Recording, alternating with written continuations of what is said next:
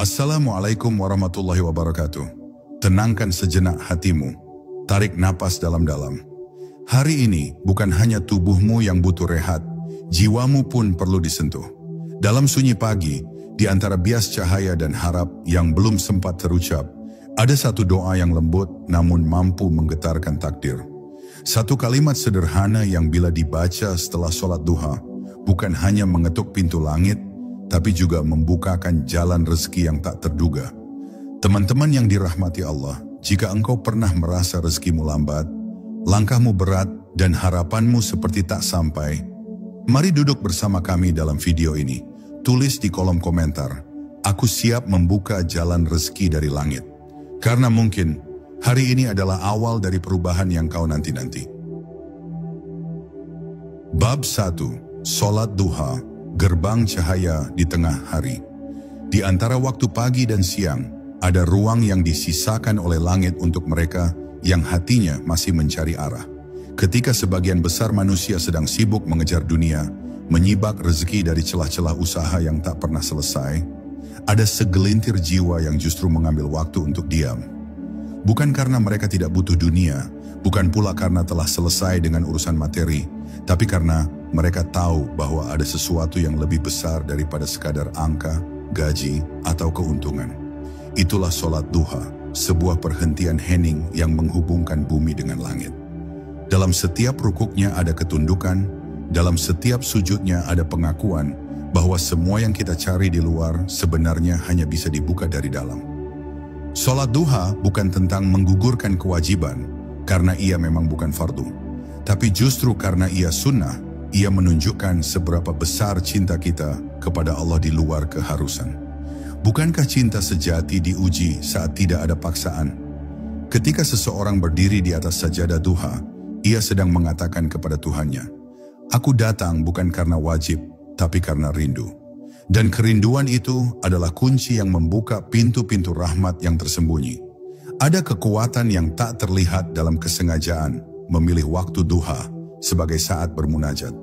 Saat orang lain sibuk mengejar dunia, engkau memilih mengejar yang menggenggam dunia. Itulah keberanian spiritual yang jarang dimiliki. Waktu duha adalah waktu yang lembut. Matahari belum terik, dunia belum terlalu gaduh, dan jiwa belum terlalu lelah. Inilah waktu ketika permohonan bisa naik tanpa terganggu oleh riuhnya keinginan. Ketika langit seolah lebih dekat, dan suara hati terdengar lebih jernih. Betapa banyak orang yang mengeluh tentang sempitnya rezeki, tentang harapan yang tak kunjung tiba, padahal langit telah menyediakan pintu untuk mengetuknya. Sholat duha. Tapi pintu itu hanya bisa diketuk oleh tangan yang sabar, dan hanya dibuka oleh hati yang yakin. Maka mereka yang menyambut duha, bukan hanya sedang beribadah, tapi juga sedang membersihkan jalan rezekinya dari debu keraguan. Ada sesuatu yang berbeda saat engkau menunaikan sholat duha, dengan kesadaran penuh. Setiap gerakan terasa lebih khusyuk, setiap bacaan lebih bergetar, dan setiap sujud menjadi lebih dalam.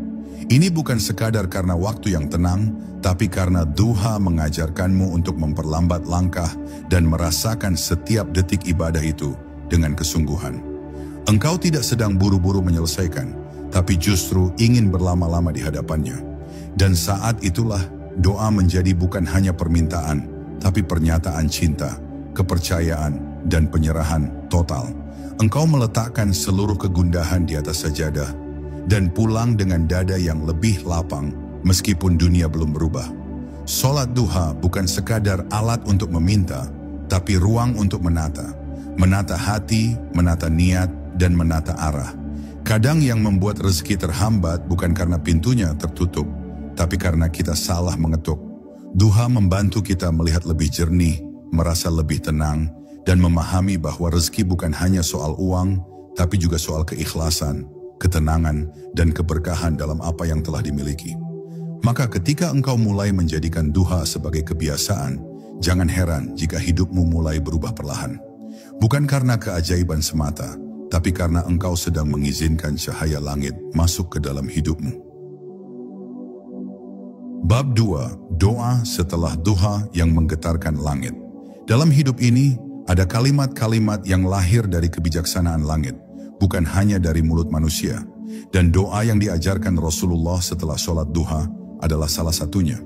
Bukan sekadar rangkaian kata indah, tapi sebuah jembatan spiritual yang menghubungkan hati yang remuk dengan rahmat yang tak terbatas. Doa ini mengajarkan cara memanggil rezeki tanpa mengemis pada dunia. Ia menyusun kata-kata yang tidak hanya menyentuh, tapi menggugah langit. Ketika lidah mulai melafazkannya dan hati menghadirkannya, doa ini menjadi lebih dari sekadar bacaan. Ia berubah menjadi seruan jiwa yang bersandar penuh kepada Rabb-Nya. Allahumma inna duha duha'uka, wal baha'a baha'uka, wal jamala jamaluka, wal quwwata quwwatuka, wal qudrata qudratuka, wal ismata ismatuka.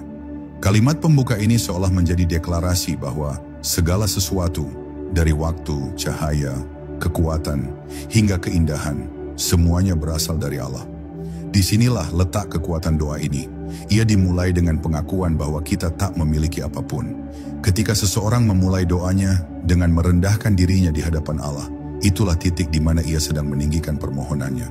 Tak ada rasa sombong, tak ada keluh yang dipaksakan, hanya kerendahan hati yang penuh harap dan keyakinan bahwa rezeki hanyalah miliknya dan hanya dialah yang dapat menggerakkannya untuk kita.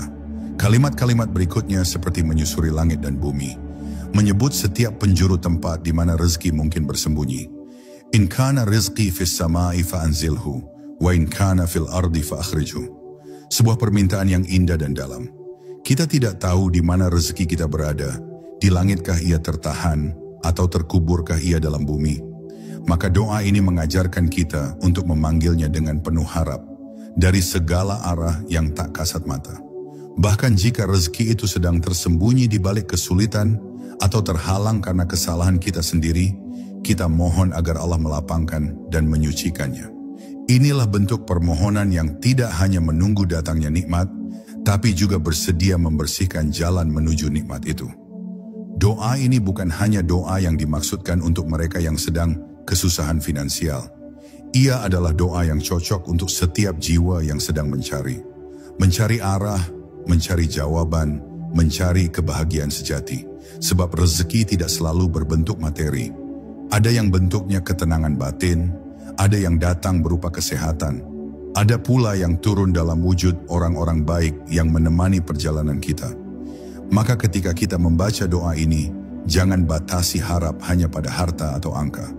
Bukalah hati untuk rezeki yang lebih luas, rezeki yang membawa makna, rezeki yang menumbuhkan syukur, rezeki yang menguatkan keimanan. Di akhir doa kita memohon, Atini ma ataita ibadakas salihin. Ya Allah, berikanlah kepadaku sebagaimana yang Engkau berikan kepada hamba-hambamu yang saleh. Kalimat ini merendahkan ego kita yang kadang merasa paling tahu apa yang terbaik. Kita pasrahkan jenis, jumlah, dan waktu datangnya rezeki itu kepada Allah. Karena hamba yang saleh tak selalu diberi dalam bentuk yang kita lihat sebagai cukup, tapi mereka selalu diberi dalam bentuk yang berkah. Itulah sebabnya mereka tetap tenang meski sedikit, tetap bersyukur meski sempit. Dan dalam penutup doa ini, kita diajak untuk tidak hanya meminta apa yang baik menurut kita, tapi meminta sebagaimana Allah memberi kepada orang-orang yang dicintainya. Bab 3. Ketika doa mengubah alur rezeki. Ada saat-saat dalam hidup ketika segala jalan terasa buntu. Engkau sudah mencoba segala usaha, mengetuk berbagai pintu, bahkan memaksakan senyum di tengah rasa lelah yang menggerus batin. Namun tetap saja, yang datang bukan rezeki yang ditunggu, melainkan ujian yang bertubi-tubi. Disinilah peran doa menunjukkan kuasanya. Bukan sebagai pelarian, tapi sebagai poros yang mengubah arah. Doa yang dibaca setelah sholat duha bukanlah mantra yang memaksa takdir, tapi ia adalah jembatan yang menyambungkan kita pada kehendaknya yang lebih besar. Dalam doa, engkau tidak sedang mencoba mengatur Allah, tapi sedang merelakan diri diatur oleh kasih-Nya. Ketika doa itu dibaca dengan keyakinan yang mendalam, engkau sebenarnya sedang mengubah posisi dari pengemis dunia menjadi tamu kehormatan di sisi langit. Dunia mungkin masih menundamu, tapi langit sudah membuka ruang. Dan perubahan itu tidak selalu terlihat secara langsung. Kadang bukan uang yang tiba-tiba datang, tapi jalan pikiranmu menjadi jernih. Kadang bukan tawaran kerja yang menghampiri, tapi hatimu yang tiba-tiba tenang. lalu kejelasan datang dengan sendirinya. Rezeki bisa berbentuk inspirasi, pertemuan tak terduga, atau ide yang selama ini tersembunyi dalam diam. Maka jangan pernah meremehkan kekuatan satu doa yang dibaca dengan sepenuh hati. Engkau mungkin bertanya, mengapa setelah aku membaca doa itu, rezekiku belum juga datang? Maka ketahuilah, doa bukan hanya tentang hasil, tapi juga proses. Allah bisa saja langsung mengabulkan doamu, tapi seringkali Ia memilih untuk mendidikmu dulu. Ia ingin melihat apakah engkau meminta karena percaya, atau hanya karena putus asa. Ia ingin melihat apakah engkau bertahan meski tak langsung melihat hasil, ataukah engkau hanya ingin cepat-cepat pergi begitu pintu tak langsung terbuka. Maka dalam tiap doa yang kau panjatkan setelah sholat duha, lihatlah hatimu, apakah engkau benar-benar berserah atau hanya sedang berdagang dengannya. Setiap kali engkau membaca doa itu dengan sungguh-sungguh, engkau sedang menggali sumur di padang pasir kehidupanmu. Awalnya mungkin hanya pasir dan batu, tapi jika kau terus menggali, pada akhirnya engkau akan menemukan mata air. Dan mata air itu bukan hanya milikmu, tapi akan memberi manfaat pada banyak orang di sekitarmu. Itulah hakikat rezeki yang datang dari doa. Ia tidak hanya mencukupi dirimu, tapi juga membawa manfaat bagi orang lain. Maka ketika engkau melihat orang lain tersenyum karena pertolonganmu, ketahuilah bahwa itu pun bagian dari rezekimu. Dan bisa jadi, itu semua dimulai dari satu doa yang kau ucapkan dalam sunyi duha. Perubahan rezeki itu bukan semata tentang banyaknya nominal, tapi tentang hadirnya keberkahan. Apa artinya penghasilan besar jika hati selalu gelisah? Apa maknanya karir cemerlang jika keluargamu tak pernah tenang? Maka saat engkau membaca doa setelah duha, sebenarnya engkau sedang memohon kehidupan yang selaras antara kebutuhan dunia dan kebutuhan jiwa. Allah tidak akan pernah menunda rezeki seseorang tanpa maksud, dan Dia pun tidak akan mengabaikan doa hambanya yang bersungguh-sungguh. Jadi, teruslah membaca doa itu, bukan hanya untuk meminta, tapi juga untuk menyelaraskan dirimu dengan alur rezeki yang telah ditetapkannya. Bab 4. Syarat tersembunyi dalam setiap permohonan. Tak sedikit orang yang memanjatkan doa dengan sepenuh hati, tetapi merasa belum dikabulkan.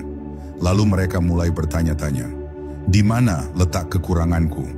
Padahal bisa jadi jawabannya bukan pada kurangnya kata, melainkan pada kondisi hati yang membacanya.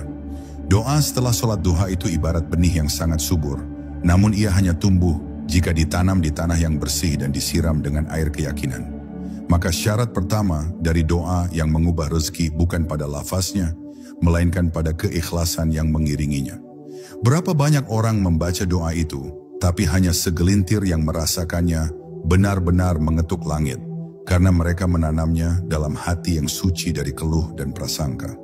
Dalam doa tersebut, kita memohon agar rezeki yang sulit dipermudah, yang jauh didekatkan, yang haram disucikan, dan yang tersembunyi dimunculkan. Tapi jarang kita bertanya pada diri sendiri, apakah kita benar-benar siap menerima rezeki itu? Apakah kita sudah membersihkan diri dari sifat tamak, dari keluh kesah, dari rasa tidak pernah cukup? Kadang Allah menunda rezeki bukan karena Ia pelit, tapi karena kita belum siap menanggung tanggung jawab dari rezeki itu. Sebab setiap rezeki membawa amanah. Dan Allah Maha mengetahui kapan waktu terbaik bagi seorang hamba untuk menerima sesuatu. Maka jika kita membaca doa ini, bersiaplah bukan hanya untuk menerima, tapi juga untuk berubah. Ada satu hal yang tak banyak disadari oleh mereka yang terburu-buru dalam meminta, bahwa doa bukan hanya tentang apa yang kita ucapkan, tapi juga tentang cara kita hidup. Doa adalah gema dari kepribadian. Orang yang mulutnya meminta rezeki, tapi hatinya masih menyimpan kebencian dan iri, sedang mencampur adukan cahaya dan kegelapan. Sedangkan langit hanya menerima doa yang jernih, yang lahir dari hati yang ikhlas. Maka sebelum meminta, bersihkanlah dulu wadah yang akan menampung anugerah. Perbaiki akhlak, luruskan niat, dan kuatkan tekad untuk menjadi pribadi yang layak menerima limpahan rezeki. Doa setelah duha akan menjadi sangat dahsyat jika dibaca dengan jiwa yang sudah tertata. Syarat berikutnya adalah sabar. Kata yang sederhana namun jarang benar-benar dipahami. Sabar bukan berarti menunggu dalam diam, tetapi aktif bertahan dengan kepercayaan penuh bahwa Allah sedang menyusun sesuatu yang lebih baik. Ketika doa tak langsung dijawab, bukan berarti Allah menolaknya. Bisa jadi Allah sedang melatih kita, menguatkan tulang punggung kita agar siap membawa lebih banyak. Banyak orang gagal bukan karena kurang usaha, tapi karena berhenti terlalu cepat. Padahal hanya satu langkah lagi sebelum rezeki itu tiba. Maka mereka yang sabar, merekalah yang benar-benar memahami makna doa setelah duha. Bukan sekadar meminta, tapi juga memantaskan diri untuk menerima. Dan pada akhirnya, syarat terbesar dari semua permohonan adalah husnuzon, berbaik sangka kepada Allah. Ini bukan soal optimisme kosong, tapi tentang keyakinan mendalam bahwa apapun yang Allah tetapkan, pasti mengandung hikmah yang besar. Bahkan jika rezeki yang kita minta tak juga datang, bisa jadi Allah sedang menggantinya dengan rezeki yang lebih tinggi nilainya. Ketenangan, kedekatan, dan kepasrahan. Sebab hakikat rezeki bukan hanya apa yang kita genggam, tapi juga apa yang menenangkan jiwa. Maka saat membaca doa itu, tanamkanlah dalam hati, aku percaya pada waktumu ya Allah, dan aku percaya bahwa Engkau tidak akan membiarkanku meminta tanpa memberi. Bab 5. Rezeki tidak selalu berbentuk uang. Dalam kehidupan yang kian materialistik, banyak orang mengira bahwa rezeki hanyalah sebatas uang, harta, atau kenaikan jabatan. Padahal sempitnya definisi ini seringkali membuat hati sempit pula menerima takdir. Seseorang bisa saja memiliki banyak uang, namun merasa hampa, atau memiliki segala fasilitas hidup, tetapi justru kehilangan arah. Disinilah letak keindahan doa setelah sholat duha. Ia mengajak kita untuk melihat rezeki dari kacamata langit, bukan semata dari logika dunia. Ia menyadarkan bahwa rezeki sejati adalah sesuatu yang membuat hati tenang, hidup menjadi berarti, dan langkah kita semakin dekat kepada Allah, bukan semakin jauh darinya. Saat kita memohon agar rezeki diturunkan dari langit atau dikeluarkan dari bumi, sejatinya kita sedang membuka diri terhadap bentuk-bentuk rezeki yang tak selalu kasat mata. Ada rezeki yang datang dalam bentuk kesempatan kedua setelah kegagalan besar.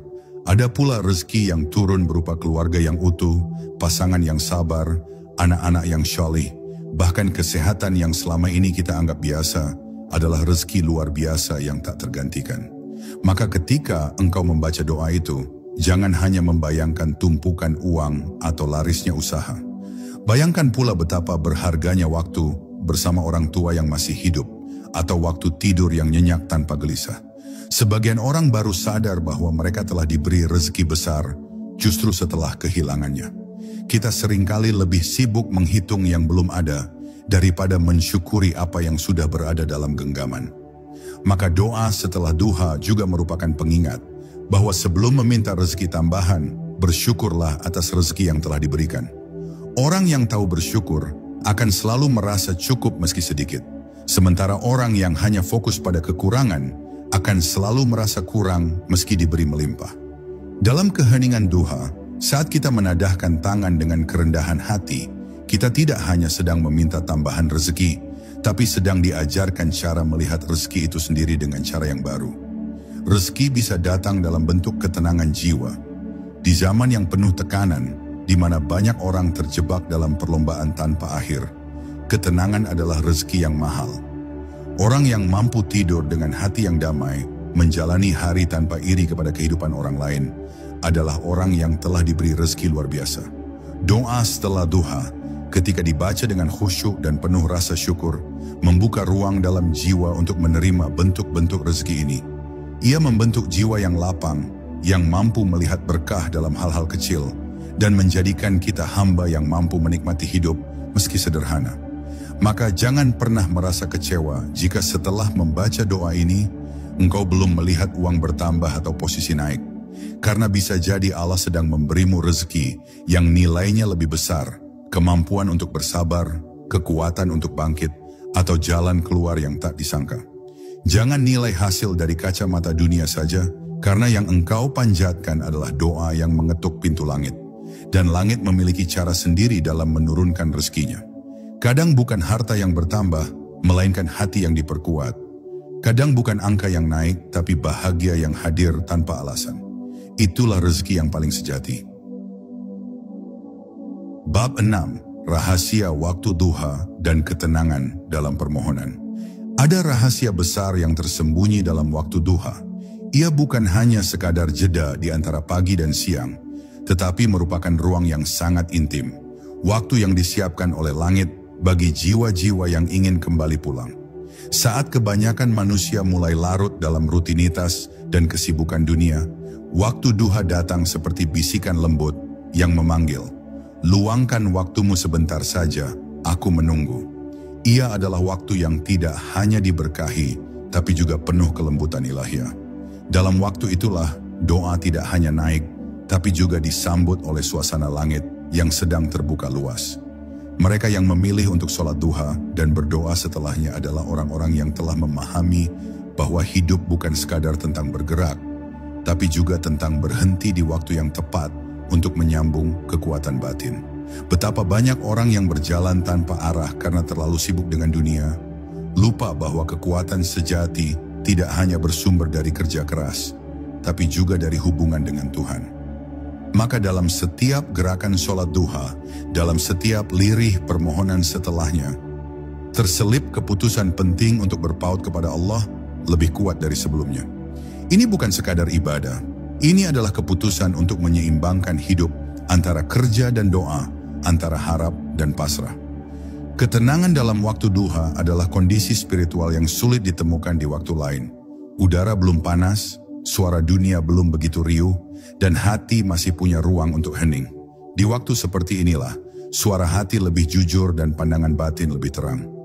Ketika engkau berdoa dalam ketenangan duha, engkau tidak sedang meminta dengan suara keras, tapi dengan keheningan yang lebih didengar oleh langit. Doa yang keluar dari ketenangan jauh lebih kuat daripada doa yang lahir dari kegelisahan. Karena dalam hening tidak ada ambisi yang memaksa, hanya ada kerinduan yang mengalir lembut kepada Tuhan. Waktu duha juga mengajarkan kita tentang ritme kehidupan yang benar, bahwa tidak semua harus dikejar dengan tergesa-gesa. Kadang, justru dalam memperlambat langkah, kita bisa melihat arah dengan lebih jelas. Doa setelah sholat duha mengajarkan kita untuk menyeimbangkan antara bergerak dan berhenti, antara mengejar dan menerima. Ia bukan hanya ajakan untuk berharap, tapi juga latihan untuk percaya.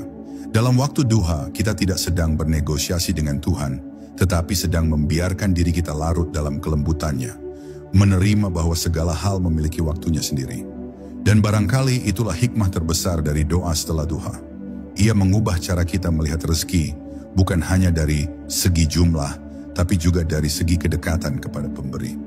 Kita mulai memahami bahwa ketenangan adalah rezeki, waktu luang adalah rezeki, kemampuan untuk bersyukur dan bersabar adalah rezeki. Dan semua itu hanya bisa dirasakan jika kita memberi waktu kepada jiwa untuk beristirahat di hadapan Tuhan. Maka ketika engkau membaca doa itu di waktu duha, biarlah ia tidak hanya menjadi permintaan, tapi juga menjadi pelukan dari langit yang memeluk seluruh harapmu yang belum terjawab. Bab 7. Mengundang rezeki dengan hati yang lapang. Tidak ada doa yang benar-benar naik ke langit jika disampaikan dengan hati yang sempit, sebab sempitnya hati seringkali menahan derasnya arus kebaikan yang ingin masuk. Doa setelah sholat duha, seindah apapun lafaznya, baru akan menjadi kekuatan jika dibacakan dengan hati yang lapang. Keterbukaan jiwa adalah kunci turunnya rezeki, karena Allah tidak menitipkan pemberiannya kepada hati yang masih dipenuhi prasangka dan dendam. Hati yang lapang adalah ruang bersih tempat cahaya Allah masuk tanpa hambatan. Maka, sebelum menadahkan tangan, luaskan dahulu dadamu dari kesempitan dunia, agar langit mudah menurunkan titipannya kepadamu. Banyak orang membaca doa, tapi belum benar-benar menerima ketetapan Allah. Mereka masih menggenggam kuat kehendaknya sendiri, tidak membiarkan diri menyatu dengan kehendaknya. Padahal dalam keikhlasan menerima skenario Allah, itulah terkandung keluasan rezeki yang hakiki. Hati yang lapang tidak selalu tahu kemana hidup akan membawanya, tapi ia selalu tenang karena yakin bahwa Allah lah yang menuntun.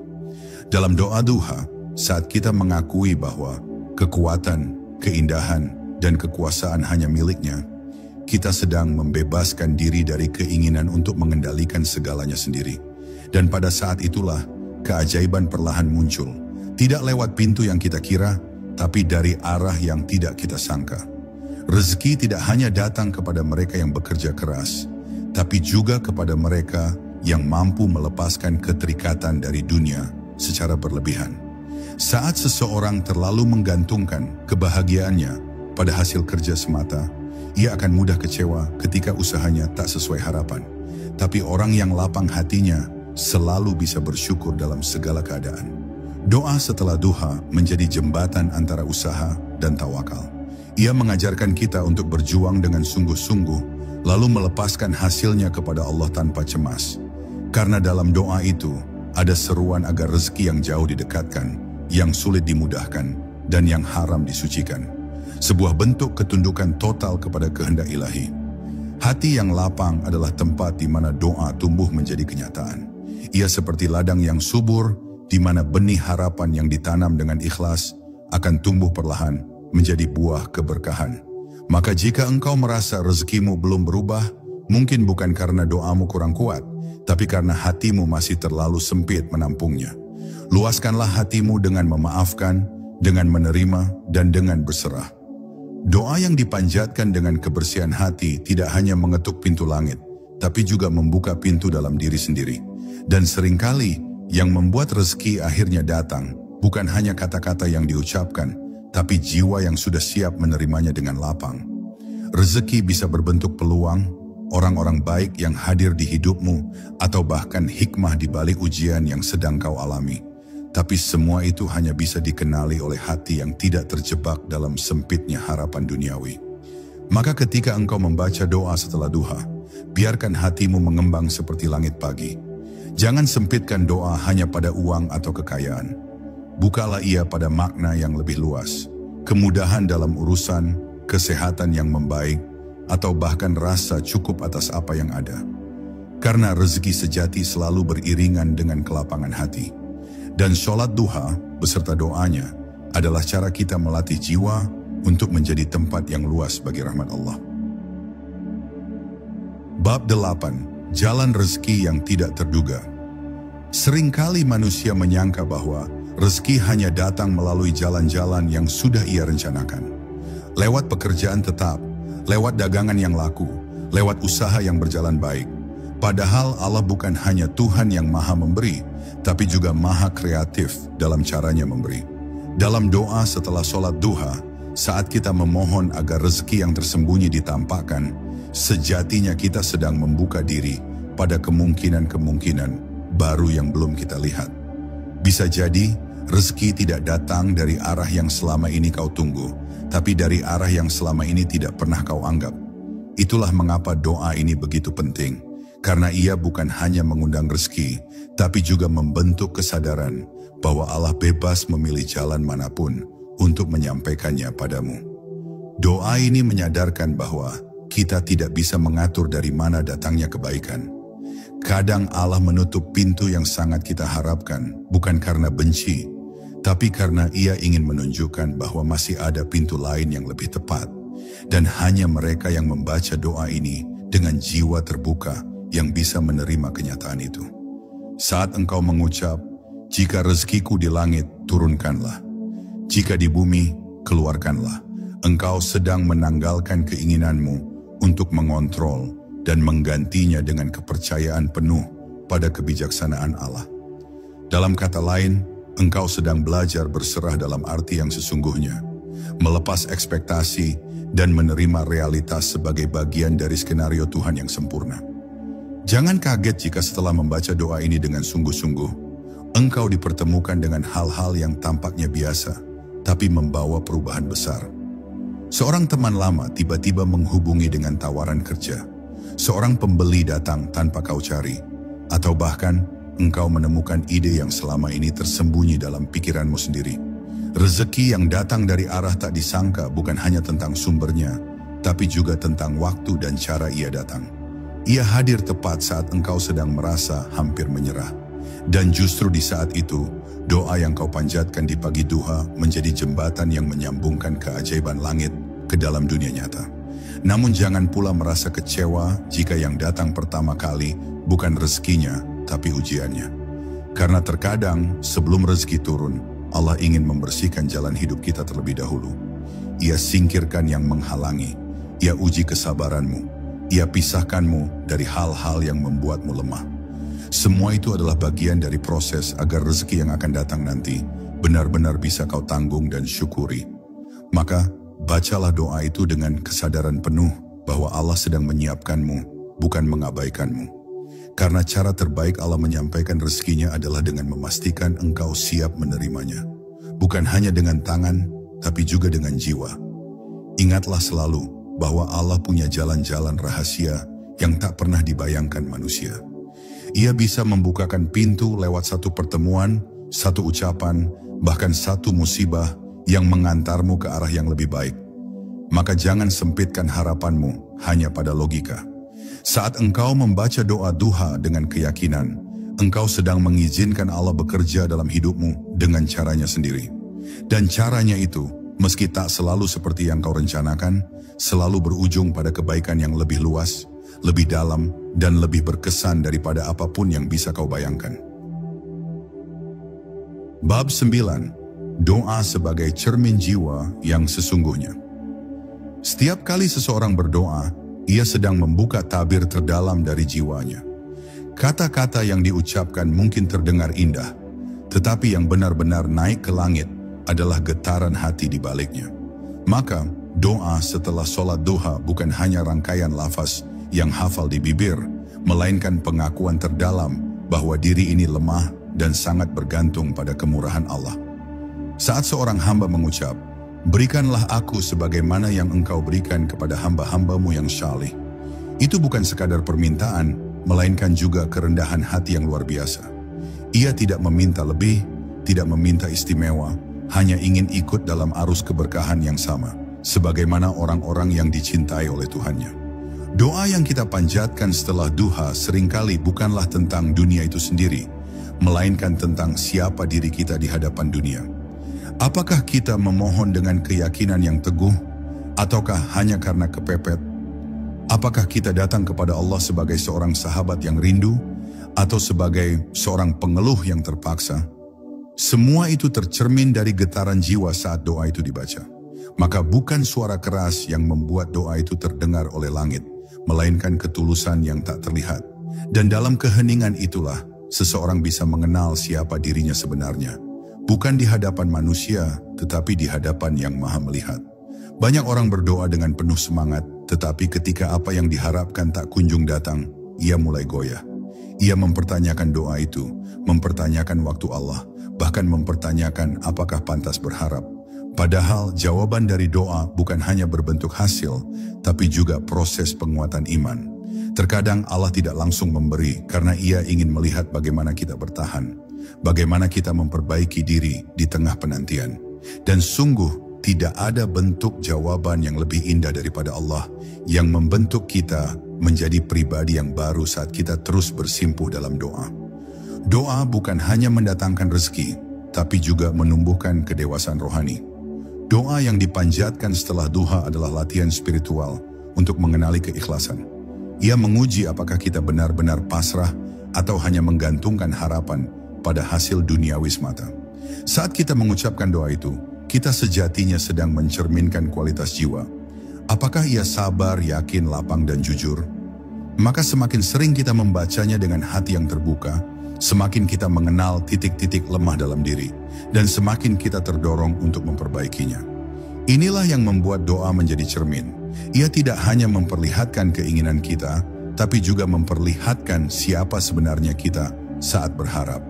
Maka jangan pernah anggap remeh satu doa yang tulus. Ia bisa mengubah bukan hanya keadaan, tetapi juga kedalaman jiwa. Doa setelah duha adalah panggilan untuk melihat ke dalam, sebelum kita berharap dari luar. Karena seringkali yang harus diubah terlebih dahulu, bukanlah dunia di sekitar kita, tetapi cara kita memandangnya. Dan ketika jiwa sudah berubah, ketika hati sudah jernih, maka rezeki yang datang pun tidak lagi terasa sebagai pemberian yang luar, melainkan sebagai bagian dari kedekatan batin antara seorang hamba dan Tuhannya. Itulah kenikmatan hakiki dari sebuah doa yang dijawab. Bukan sekadar hasilnya, tapi kedekatan yang tumbuh karenanya.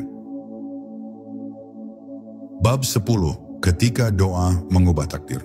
Ada satu rahasia yang hanya dimengerti oleh orang-orang yang tekun berdoa dengan sepenuh hati, bahwa takdir, sekeras apapun ia ditulis di Lauhul Mahfuz, bisa berubah dengan izin Allah melalui doa. Ini bukan sekadar dogma spiritual, melainkan kenyataan yang hidup dalam perjalanan para hamba yang berserah diri. Salat duha dan doa setelahnya bukan hanya amalan tambahan, tetapi bentuk keberanian spiritual untuk mengetuk pintu langit dan mengatakan, "Ya Allah, aku percaya kehendak-Mu, tapi aku juga percaya bahwa Engkau Maha Pengasih yang suka mendengar rintihan hamba-Mu." Dan dari keyakinan itulah, perubahan demi perubahan mulai terjadi, pelan tapi pasti. Tidak karena dunia berubah duluan, tapi karena hati yang mulai merengkuh kekuatan dari Allah yang Maha Hidup. Banyak dari kita hidup dalam lintasan takdir yang suram, merasa terjebak dalam nasib yang stagnan. Namun sebetulnya, itu bukan karena jalan hidup tertutup, melainkan karena doa-doa kita belum sungguh-sungguh mengetuk rahmat Allah. Doa setelah duha bukan permintaan ego, tapi seruan jiwa yang ingin bertransformasi. Maka ketika kita mengucapkan, "Jika rezekiku jauh, dekatkanlah," itu bukan hanya permintaan praktis, tapi juga sikap keberanian untuk membuka diri pada arah hidup yang baru. Kadang Allah tidak langsung mengubah keadaanmu, tapi Ia menggerakkanmu perlahan ke jalur yang selama ini kau hindari. Dan ternyata, disitulah pintu rezeki terbuka. Di tempat yang tak pernah kau kira, di waktu yang tak pernah kau rancang. Takdir memang milik Allah. Tapi doa adalah bahasa cinta antara hamba dan Rabb-Nya yang bisa menggetarkan langit. Ia tidak selalu menghapus musibah, tapi bisa mengubah cara kita menanggungnya. Ia tidak selalu menambah kekayaan, tapi memperluas rasa cukup. Maka ketika seseorang memulai pagi dengan sholat duha dan menutupnya dengan doa penuh keyakinan, ia sebenarnya sedang menulis ulang naskah hidupnya. Bukan dengan pena dunia, tapi dengan tinta langit. Dan di balik semua keajaiban yang terjadi, akan kau sadari satu hal, bahwa Allah tidak pernah menunda rezeki. Hanya saja kadang kita yang terlalu terburu-buru untuk bersyukur. Doa yang lahir dari kedalaman hati akan mengalir seperti air jernih, yang mencari jalannya sendiri. Ia tidak terburu-buru, tapi terus bergerak. Ia tidak menabrak, tapi mengalir di antara celah takdir yang keras. Maka rezeki yang berubah bukanlah mukjizat dadakan, melainkan hasil dari aliran energi spiritual yang konsisten. Salat duha dan doa sesudahnya menjadi pelatihan jiwa, agar kita tidak hanya berharap kepada makhluk, tetapi menggantungkan segala pada Sang Pencipta. Dan ketika harapan kita sudah sepenuhnya tertambat kepadanya, maka tidak ada lagi ketakutan akan kegagalan, sebab kita tahu, apapun hasilnya, itu adalah bentuk terbaik dari rahmat Allah yang telah kita panggil lewat doa. Akhirnya, yang tersisa bukan hanya perubahan rezeki, tapi perubahan cara kita memaknai hidup. Doa setelah duha menjadi cermin bahwa kita adalah makhluk penuh harap, namun juga penuh daya. Kita bukan hanya peminta, tapi juga pejuang dalam keyakinan. Dan Allah dalam kasih-Nya yang tak berbatas akan terus memberi jalan bagi siapapun yang tidak lelah mengetuk, tidak putus berharap, dan tidak lelah menadahkan tangan meskipun dunia belum berubah. Karena sejatinya ketika hati sudah penuh dengan harapan kepada Allah, itulah saat takdir pun mulai bergerak pelan-pelan menuju arah yang selama ini telah tertulis. Hanya saja baru kini kita siap menjalaninya. Sahabatku yang sedang berjalan menuju cahaya, semoga setiap doa yang kau panjatkan setelah sholat duha menjadi pintu yang membukakan rezeki terbaik dari sisi Allah. Semoga hatimu selalu lapang, langkahmu dimudahkan, dan hidupmu dipenuhi keberkahan yang tak terduga. Jika video ini menyentuh hatimu, tinggalkan komentar. Amin ya Rabbal Alamin. Dan bagikan pada siapapun yang kau cintai, agar mereka pun merasakan getaran yang sama. Bahwa satu doa yang tulus bisa mengubah segalanya. Wassalamualaikum warahmatullahi wabarakatuh.